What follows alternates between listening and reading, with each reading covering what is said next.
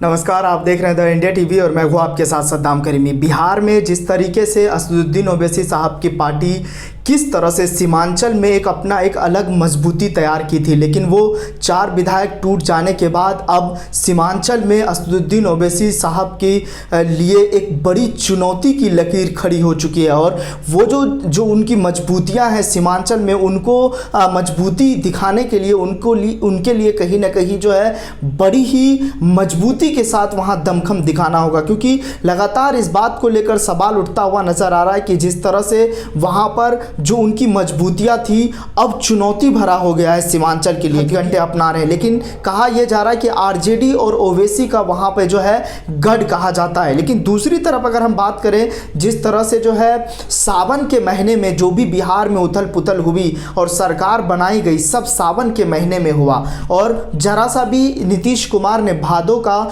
जो है मतलब एक जरा सा भी भादों का वो इंतज़ार नहीं किया और सावन के महीने में अपनी सरकार बनाई। हालांकि अभी भी बीजेपी को सरकार बनाने के लिए 46 विधायक चाहिए। अगर जेडीयू को तोड़ लेते हैं और तोड़ने की कोशिश की भी उन्होंने, लेकिन वो नाकाम साबित हुए। अगर वो तोड़ लेते तो आज जिस तरह से महाराष्ट्र की जो विधायक थे वो किस तरह से जो है गोवा के रेस्टोरेंट में नागिन डांस कर रहे थे, वैसे ही जेडीयू के टूटे हुए विधायक आज नागिन डांस कर रहे होते कि मैं तेरी दुश्मन, दुश्मन तू मेरा, मैं नागिन तू सपेड़ा। इसी तरह से कई सारे सवाल खड़े हो रहे हैं। लेकिन जिस तरह से असदुद्दीन ओवैसी साहब की पार्टी को एक कहीं ना कहीं चुनौतियां मिल रही है बिहार में, वो कहीं ना कहीं बहुत बड़ी बात है। लेकिन दूसरी तरफ अगर हम ये भी देखें तो लोग कह रहे हैं कि तैयार रहें, कभी भी जो है असदुद्दीन ओवैसी साहब के जो विधायक गए हुए हैं और वो कभी कहीं ना कहीं वापस लौट सकते हैं। इसको लेकर भी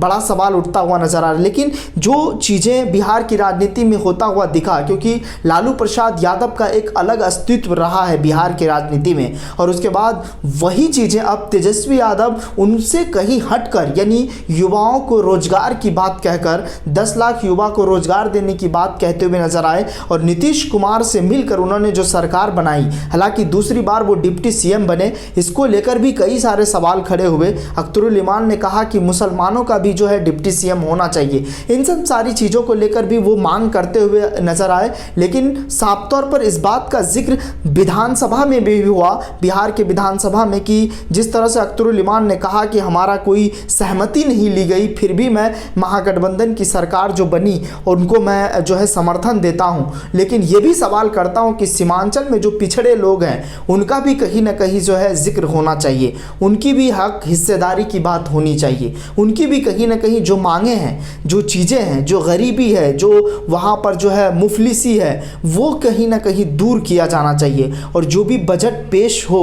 वो कहीं ना कहीं सीमांचल को ज़्यादा दिया जाना चाहिए। अगर सीमांचल का अगर आप डाटा उठाकर देखेंगे तो वहाँ पर टीचर की कमी है, स्कूलों में अच्छे चीज़ें मुहैया नहीं कराया जाता है। वहाँ पर अगर बाढ़ आता है तो किस तरह से वहाँ के लोग जो है कहीं ना कहीं क्षतिग्रस्त हो जाता है, उनका फसल बर्बाद हो जाता है, वहाँ पर खाने के लाले पड़ने लगते। तो इन सब चीज़ों को लेकर अख्तरुल इमान ने सवाल करते हुए नजर आए। लेकिन जो लोगों को बिहार की राजनीति में हाशिए पर छोड़ दिया जाता है, जिस पर ढकेल दिया जाता है एक मुस्लिम समुदाय को, वो कहीं ना कहीं उनकी बात असदुद्दीन ओवैसी साहब की पार्टी करते हुए नजर आए। लेकिन नीतीश कुमार अगर बीजेपी के साथ अगर वो मिलकर जो है सरकार बनाए थे इससे पहले, तो उस पर भी लोग कई तरह से तीखे वार करते हुए नजर आए।